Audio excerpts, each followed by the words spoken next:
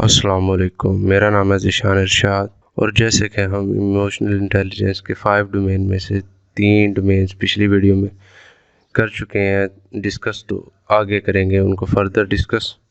तो चलिए शुरू करते हैं। Empathy, the greater our capacity of empathy the more successful we are in vast array of life events.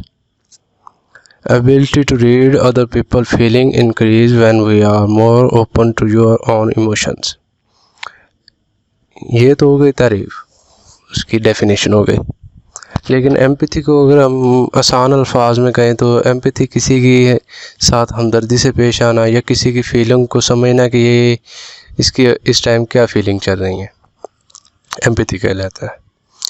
और एम्पैथी के बहुत सारे अच्छे इफ़ेक्ट पड़ते हैं, अगर ना हो तो इसके बैड इफ़ेक्ट होते हैं। The good result of empathy, when empathy is improved we become better human. Empathy leads to stronger more meaningful relationship, success in the work place, better health and quality. जब empathy का level हमारा high होगा, empathy हमें अच्छी empathy होगी तो इससे हम अच्छे इंसान बन सकते हैं, स्ट्रॉन्गर हो सकते हैं, और हमारे जो रिलेशनशिप हैं किसी के साथ भी वो मीनिंगफुल होंगे, क्योंकि हम उसके लिए हमदर्दी रखेंगे तो वो भी हमारे लिए वैसे ही हमदर्दी रखेगा और हमारे साथ अच्छे रिलेशन रखेगा। और जिस जगह पे काम करेंगे, क्योंकि लोगों के साथ हमारे रिलेशन अच्छे होंगे तो उस जगह पे हमें सक्सेस मिलेगी। और लोगों के साथ हमदर्दी रखने से आपके हेल्थ पे भी अच्छे इफ़ेक्ट पड़ेंगे, जिसकी वजह से आपका क्वालिटी लाइफ बेहतर होगा, हेल्थ आपकी अच्छी हो जाएगी। जो 90% टॉप परफॉर्मेंस वर्क प्लेस है ना, उन पे आप देखोगे तो लोगों के जो एक दूसरे के साथ रिलेशंस है ना वो बहुत अच्छे हैं, क्योंकि उनके एम्पैथी लेवल को बहुत ज़्यादा हाई किया होता है। मतलब उनको तरबियत ही ऐसी दी जाती है कि उनका ना एम्पैथी लेवल एक दूसरे के लिए बहुत हाई होता है और वो एक दूसरे के जज्बात को समझते हैं, तो इससे बहुत ज़्यादा फ़ायदा होता है।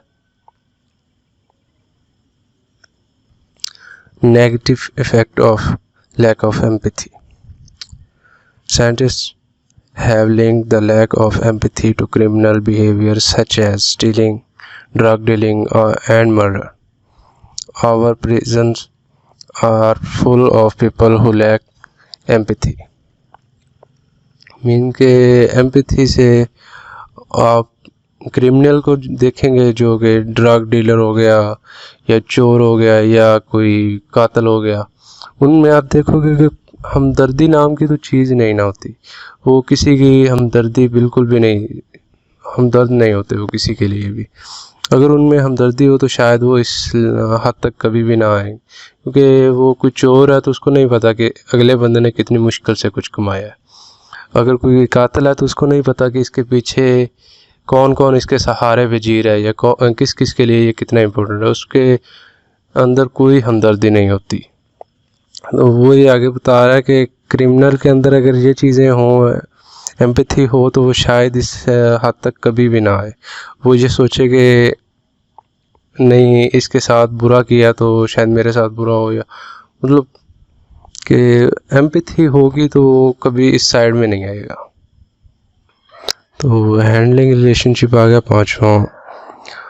तो ये this domain built on the other 4, ये पिछले जो 4 हैं उसके ऊपर ही ये मतलब करता है, तो उनसे मिलकर ये बनता है हैंडलिंग रिलेशनशिप।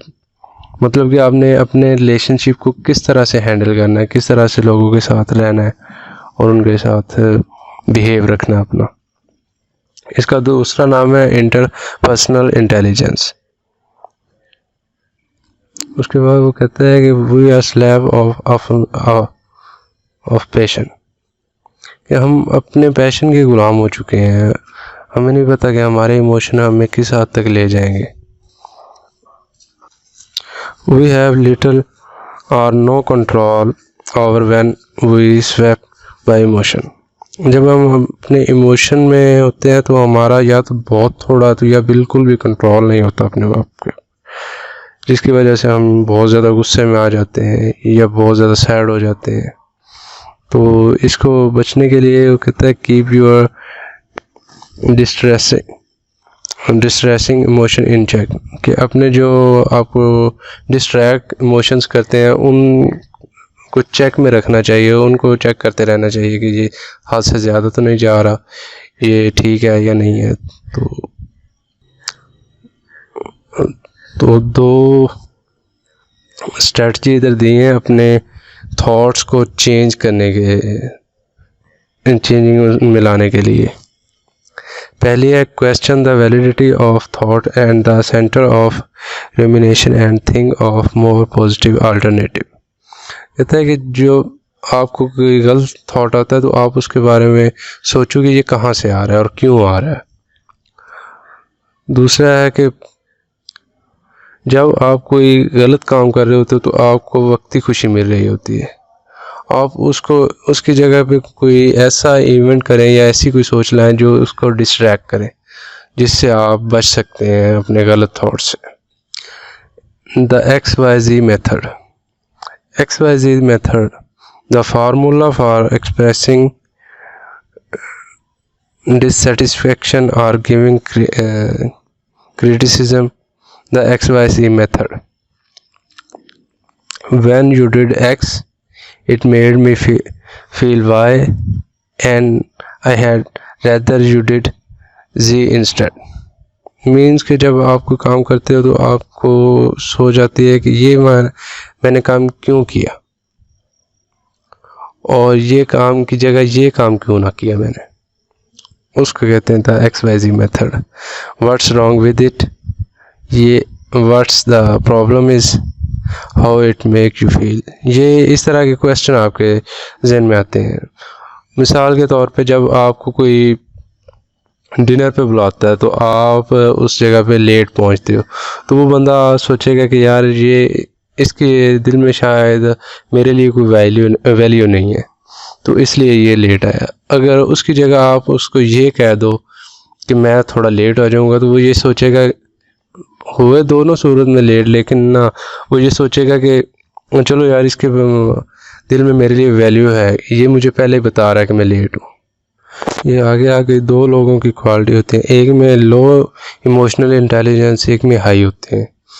जो लो होते हैं वो ऑलवेज डिमांडिंग, बॉसी, मतलब वो हर टाइम कंफ्यूज रहते हैं या कुछ डिमांड करते रहते हैं, उनको कोई मतलब ना अपने रिलेशन लोगों के साथ अच्छे नहीं होते, सेल्फिश होते हैं, उनको कोई बात बताई जाती है तो वो बात नहीं सुनते या वो किसी की बात को गौर नहीं करते और अनरिस्पॉन्सिव होते हैं।